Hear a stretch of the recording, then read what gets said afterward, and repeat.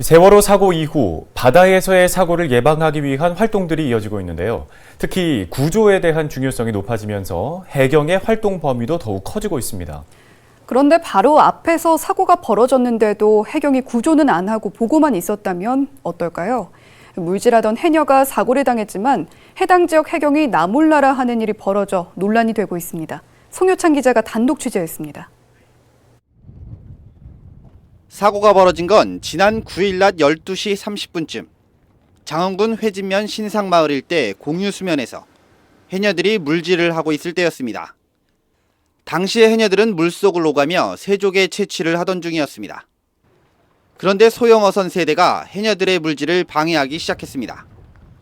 위험을 느낀 선주는 바로 완도 해경에 신고를 했습니다. 해경이 현장에 도착했을 때는 이미 사고가 벌어진 이후 소형 선박 한 대가 해녀들의 머리 위로 지나가면서 해녀 4명이 부상을 입은 것입니다. 부상자를 바로 이송하거나 119에 연락해 병원으로 옮길 수 있도록 할 수 있었음에도 방치했다는 것입니다. 뒤돌아보니까 내 머리 위로 진통 막 들이대고 오는 게 얼마나 그 상황에 다급했으면은 휘어 나올다고 진짜 대변을 다 옷에다 다 보고 오줌이 다 나오고 이거는 완전히 살인행위라니까. 해경이 도착한 후에도 소형어선 세대가 인근에 있었는데도 완도 해경은 아무런 조치도 취하지 않았다는 것이 당시 해녀들의 증언입니다.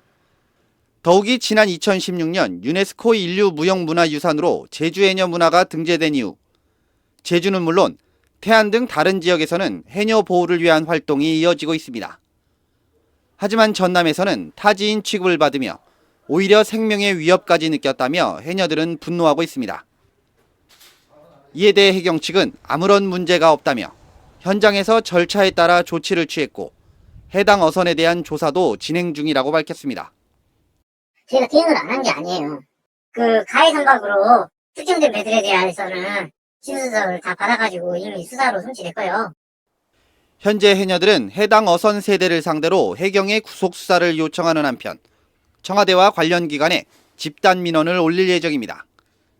해경의 늑장 대처에 대해 완도 해경과 해녀들의 입장이 상반된 가운데 당분간 논란은 지속될 것으로 보입니다. 헬로티비 뉴스 송유창입니다.